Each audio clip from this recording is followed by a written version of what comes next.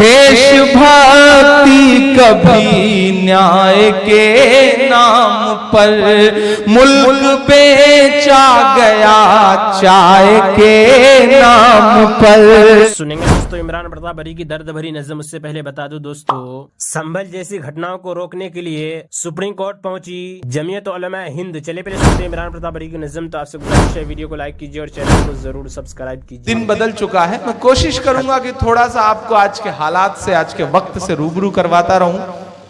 बीच बीच में चाय आ रही है, आती रहे, इसी तरह से आप चाय पिलाते रहे। मैं 4 मिसरे पढ़ता हूं साहब कि देशभक्ति कभी न्याय के नाम पर, देशभक्ति कभी न्याय के नाम पर। अगला मिसरा सच्चा लगे तो मुझे सुन के बताइएगा। देशभक्ति कभी न्याय के नाम पर मुल्क बेचा गया चाय के नाम पर। इधर जो साथी खड़े हैं उनसे भी गुजारिश करता हूं, थोड़ा सा आप सबकी थोड़ी सी और बेदारी हो। पीछे जो दोस्त खड़े हैं उनसे भी गुजारिश कि थोड़ा सा आप बेदार होंगे तो इंशाल्लाह मैं वो सब सुना सकूंगा जो सुनाना चाहता हूं।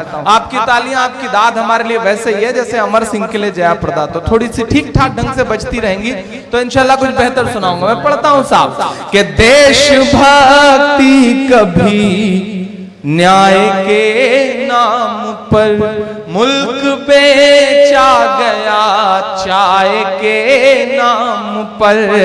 आज इंसान खुद जानवर हो गया, जान लेता है वो गाय के नाम पर, जान लेता है वो गाय के नाम पर, जान लेता है वो गाय के नाम पर।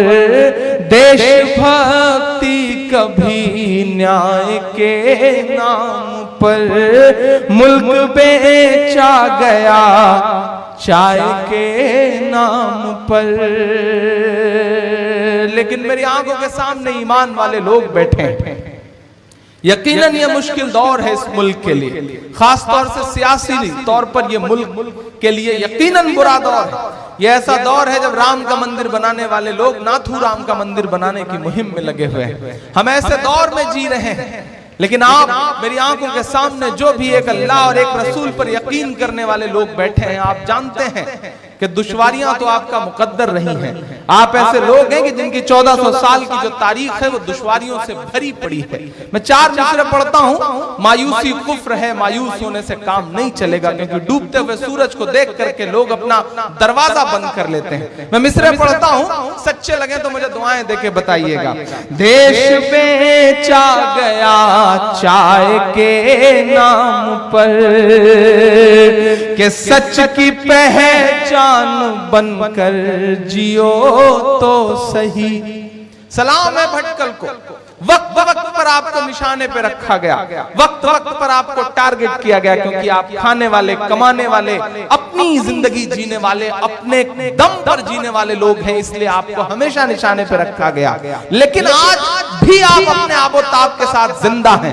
आज आप भले ही निशाने पर हैं, लेकिन दुनिया के जिस भी मुल्क में हैं आपकी इज्जत है। मैंने देखा है अपनी आंखों से, और हिंदुस्तान में भी अल्हम्दुलिल्लाह में जहां भी गया, जब भी आपका जिक्र होता है, आपके नाम के साथ कहीं ना कहीं मुझे भी एक तरह से एक जुड़ाव रहा है। तो कुछ अशार मेरे ऐसे रहे हैं कि जिसकी वजह से मुझसे ये कहा जाता है कि इमरान साहब आप तो भटकल की बड़ी हिमायत करते हैं। तब मैं पूरी जिंदा दिली के साथ और पूरी सच्चाई के साथ उनसे कह देता हूं कि मैं इसलिए हिमायत करता हूं क्योंकि मैं उन मासूम लोगों से मिल करके आया हूं। मैं जानता हूं कि वो कितने अच्छे लोग हैं। तब मैं ये मिसरे पढ़ता हूं साहब, मैं आपकी जिंदा दिली को सलाम करते हुए मिसरे पढ़ता हूं कि सच की पहचान बनकर जियो तो सही, तुम निगहबान बनकर जियो तो सही। सच की पहचान बनकर जियो तो सही, तुम निगहबान बनकर जियो तो सही।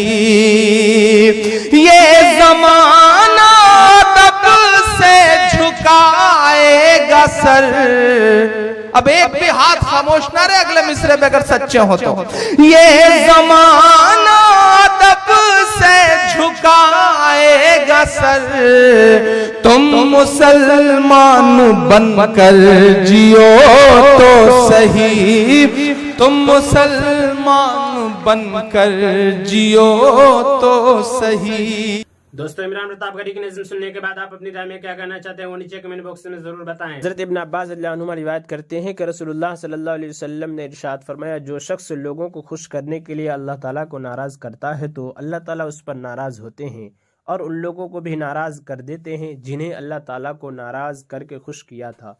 और जो शख्स अल्लाह ताला को खुश करने के लिए लोगों को नाराज करता है तो अल्लाह ताला उससे खुश हो जाते हैं और उन लोगों को भी खुश कर देते हैं जिनको अल्लाह ताला को खुश करने के लिए नाराज किया था। यहाँ तक कि इन नाराज होने वाले लोगों की निगाह में उस शख्स को अच्छा फरमा देते हैं और उस शख्स के कौल और अमल को उन लोगों की निगाह में मुज़य्यन कर देते हैं। हज़रत उसामा रज़ियल्लाहु अन्हु फरमाते हैं कि मैं साद, उबे बिन काब और मुआज़ रज़ियल्लाहु अन्हुम रसूलुल्लाह सल्लल्लाहु अलैहि वसल्लम की खिदमत में हाजिर थे कि आपकी साहिबजादियों में से किसी एक का कासिद ये पैगाम लेकर आया कि उनका बच्चा नज़ा की हालत में है। इस पर रसूलुल्लाह सल्लल्लाहु अलैहि वसल्लम ने साहिबजादी को कहला भेजा, अल्लाह ताला ही के लिए है जो उन्होंने ले लिया और अल्लाह ताला ही का है जो उन्होंने अता फरमाया और अल्लाह ताला के हाँ हर चीज़ का वक्त मुकर्रर है, इसलिए वो सब्र करें और इस सदमा और इस सब्र पर जो अल्लाह ताला के वादे हैं उनकी उम्मीद रखें। हज़रत अबू हुरैरा जो रिवायत करते हैं कि रसूलुल्लाह सल्लल्लाहु अलैहि वसल्लम ने अंसार की औरतों से इरशाद फरमाया, तुम में से जिसके भी 3 बच्चे मर जाएं और वो इस पर अल्लाह ताला से सवाब की उम्मीद रखे तो यकीनन वह जन्नत में दाखिल होगी। उनमें से एक औरत ने पूछा, या रसूलुल्लाह अगर 2 बच्चे मर जाएं? आप सल्लल्लाहु अलैहि वसल्लम ने इरशाद फरमाया, अगर 2 बच्चे मर जाएं तो भी यही सवाब होगा।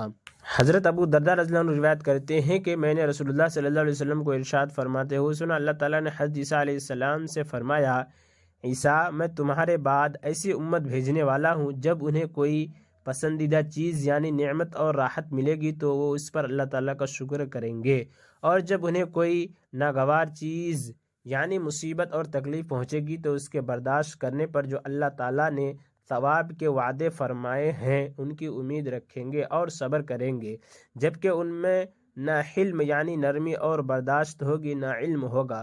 हज़रत ईसा अलैहिस्सलाम ने अर्ज़ किया, ए मेरे रब, जब इन पर हिल्म और इल्म नहीं होगा तो उनके लिए सब्र और सवाब की उम्मीद रखना कैसे मुमकिन होगा। अल्लाह ताला ने इरशाद फरमाया, मैं उनको अपने हिल्म में से इल्म और इल्म से इल्म दूंगा। हज़रत ताउस रहमतुल्लाह अलैह फरमाते हैं कि एक सहाबी ने अर्ज़ किया, रसूलुल्लाह मैं बाज़ औक़ात किसी नेक काम के लिए खड़ा होता हूँ और मेरा इरादा इससे अल्लाह ताला ही की रज़ा होती है और उनके साथ दिल में यह ख्वाहिश भी होती है कि लोग मेरे अमल को देखें। आपने ये सुनकर खामोशी इख्तियार फरमाई, यहाँ तक कि यह आयत नाजिल हुई, फमन कान यरजू लिक़ा रब्बिही फलियअमल अमलन सालिहन वला युशरिक बिइबादति रब्बिही अहदा। तर्जुमा, जो शख्स अपने रब से मिलने की आरजू रखता हो और उसका महबूब बनना चाहता हो, ऐसे चाहिए कि वो नेक काम करता रहे और अपने रब की इबादत में किसी को शरीक न करे। फ़ायदे इस आयत में जिस शिरक से मना किया गया है वो रियाकारी है और इस बात से मना किया गया है कि अमल अगरचे अल्लाह ताला ही के लिए हो मगर उसके साथ अगर कोई नफसानी गर्ज भी शामिल हो तो ये भी एक किस्म का शिर्क खफी है जो इंसान के अमल को ज़ाय कर देता है। मदीना मुनव्वरा के एक साहब फरमाते हैं कि हज़रत मुआविया रज़ियल्लाहु अन्हु ने हज़रत आयशा रज़ियल्लाहु अन्हा को ख़त लिखा कि आप मुझको कोई नसीहत लिख कर भेज दें जो मुख्तसर हो, ज़्यादा लंबी ना हो। हज़रत आयशा रज़ियल्लाहु अन्हा ने सलाम मसनून और हम्द सलात के बाद लिखा, मैंने रसूलुल्लाह सल्लल्लाहु अलैहि वसल्लम को इरशाद फरमाते हुए सुना, जो शख्स अल्लाह ताला की खुशनुदी की तलाश में लोगों की नाराज़गी से बेफिक्र होकर लगा रहा, अल्लाह ताला लोगों की नाराज़गी के नुकसान से इसकी किफ़ायत फरमाएंगे और जो शख्स अल्लाह ताला की नाराज़गी से बेफिक्र होकर लोगों को खुश करने में लगा रहा, अल्लाह ताला उसे लोगों के हवाले कर देंगे। वस्सलामु अलैका, तुम पर सलाम अल्लाह ताला का। और इमरान प्रतापगढ़ी से जुड़ी खबरों और नज़्मों के लिए हमारे इस चैनल को जरूर सब्सक्राइब करें। मिलते हैं किसी और वीडियो में ऐसी नई नज़्म और नई खबरों के साथ, तो जब तक के लिए दीजिए मुझे इजाज़त और रखिए अपना ख्याल। आप देख रहे थे IR मुशायरा मीडिया और मैं आपके साथ मोहम्मद ताक़िब। अस्सलामु अलैकुम।